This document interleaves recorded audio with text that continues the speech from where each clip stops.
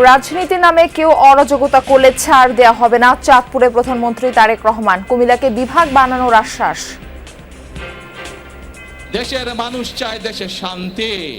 কিছু মানুষ একটি মহল বিভিন্ন বিতর্কের সৃষ্টি করছে, একটি মহল রাজনীতির নামে তারা বিভ্রান্তি ছড়ানোর চেষ্টা করছে।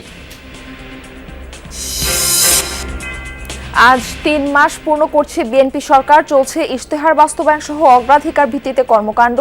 এখনো মূল্যায়নের সময় আসেনি, অভিমত নেতাদের।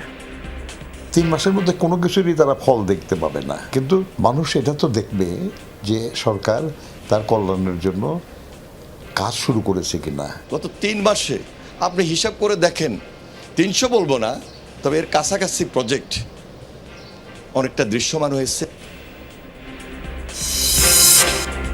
বিরোধী দল হিসেবে নিজ ভূমিকায় সন্তুষ্ট জামায়াত। সরকারের ভালো উদ্যোগে সহযোগিতার পাশাপাশি জনবিরোধী সিদ্ধান্তে গড়তে চায় প্রতিরোধ।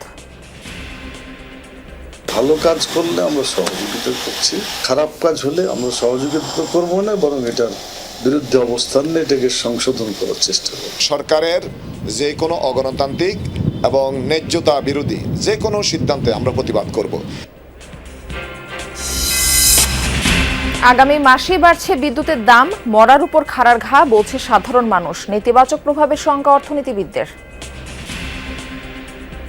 বিলটা বাড়লে স্বাভাবিক হিসাবে পরিবারে টানতে সমস্যা হবে। এর মধ্যে যদি আবার বিদ্যুতের দাম বাড়ানো হয়, মানুষের জন্য এটা খুবই কষ্ট। বিদ্যুৎ এখন পাওয়া যায় কম, তারপরে যদি আরো বিদ্যুৎ বিল বাড়া হয় তাহলে তো আমাদের অনেক সমস্যা। রাজধানীতে কোরবানির হাট বসানোর প্রস্তুতি। কোথাও কোথাও খেলার মাঠ ইজারা দেওয়ার সমালোচনা। নিয়ম মেনেই হচ্ছে সবকিছু, দাবি সিটি কর্পোরেশনের। দালালদের খপ্পরে পড়ে রাশিয়া যাওয়া লক্ষ্মীপুরে ৩ যুবক নিখোঁজ। চরম উৎকণ্ঠায় দিন কাটছে পরিবারের। আজ ১.৫ বছর হয়েছে, আর ছেলে গেছে, এখানে ভ্রমণও নাই, কিছু নেই, খোঁজ খবরও নাই। দালালি বিক্রি করে দিছে রাশিয়ান সরকারের কাছে। পরে আমরা জানতে পারি ওনাকে যুদ্ধের ভিসা দিচ্ছে। টাকা পয়সা লাগতো না, আঙ্গুল লোকজন সন্তান দেন, খবর দেন, জীবিত নামিত, এটা সন্তান দেয় না।